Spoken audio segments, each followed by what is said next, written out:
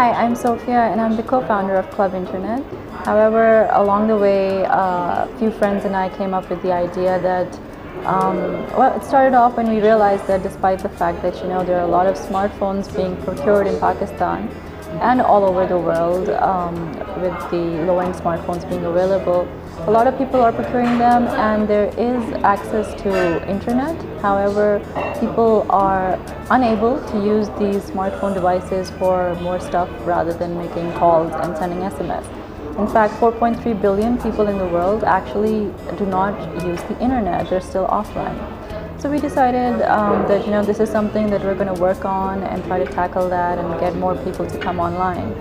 And we decided to do a lot of usability tests to figure out that what exactly are the issues that people faced in coming online. So, of course, there's always going to be the factor of affordability and, of course, infrastructure. A lot of places in the world do not have the internet infrastructure to have internet accessibility. And, of course, there's affordability. Not everyone can afford an internet-enabled device. Smartphones sales have gone up way high in the last few years. However, the internet adoption is increasing. It's great, but we feel that it can be even much higher than this. So, Club Internet has developed technology that actually teaches people how to use the internet as they go along their internet journey. So what they do, what our applications do is, for example, if a person wants to do a simple Google search, the person will tell them, okay, this is where you tap, this is where you type, and press this button, and this is how you do your first ever Google search. And that's applicable for other stuff like social networking, accessing educational content, accessing healthcare information and stuff like that. So we feel that that's the impact that technology can have on improving people's lives. Definitely entertainment is the hook that gets a person to actually try out different things on the internet, but there's so many different applications which can be used to improve their lives.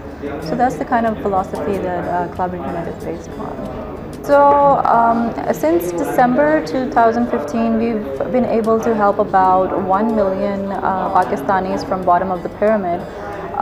We have an Android app and we have a web asset, and both of them help the user learn different things about what to do and how they can use the internet to improve their lives. We have about 13,000 daily active users on our web asset, about 5,000 on our Android app, and recently we were the most accessed website by the unconnected demographic in Pakistan. So last year we had a couple of informal meetings with Facebook. Some of you might know that they have their initiative called internet.org, which is also working in the domain of connecting the unconnected. And there was just a lot of synergy about what should be done and how we might be able to get more people online. So we have been very closely knit with Facebook for this goal. In fact, we're about to have a local launch as well as a launch in Bangladesh of our app with them. And other than that, just recently we were invited for a closed-door meeting with Mark Zuckerberg to discuss different hurdles people face when coming online and what can be actually done to help them. The local ecosystem of Pakistan is definitely right now in its infancy, but I do feel that just over the last couple of years, so much progress has been made in making the local entrepreneur more equipped to actually be globally recognized. There are a lot of amazing initiatives. Jahar is doing a great job. Omar Saif is doing a great job, Nabil. And with all these local incubators and accelerators coming up, and so many people actually standing up and taking notice of the Pakistani tech entrepreneurship ecosystem, I feel that there are going to be some amazing stories that are going to come out of Pakistan for sure. For a startup in Pakistan and maybe in general, some things which I go by, one of the things is definitely do not get too much into the hype or into making your name or getting social appearances or anything like that. The best thing you can do for your startup or your product is just to work on it, make an amazing product. People are going to take notice themselves. And other than that, especially I feel really strongly, and I really encourage a lot of women to come into entrepreneurship. I think world over, that's something women are, there are not that many women in the tech entrepreneurship ecosystem. In Pakistan, I feel that again, like entrepreneurship is new in Pakistan. People are just starting to adapt to that. However, I would really encourage women to step up. If you have an amazing idea, go for it. What's the worst thing going to happen? You're going to fail, but you're going to learn amazing things, and it's going to be an amazing experience, trust me.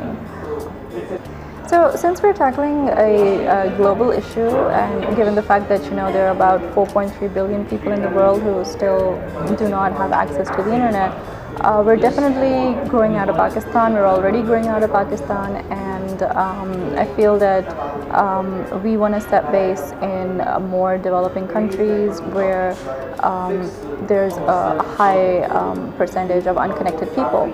And we want to provide a full stack solution. That's something we're looking at right now. Helping people.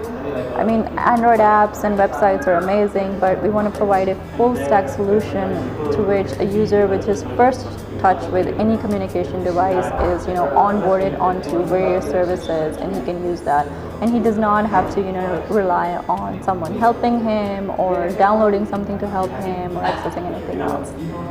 So yeah, we came across this person who had just procured his first ever smartphone device, and he came to me and he said that I want to learn how to cook different recipes.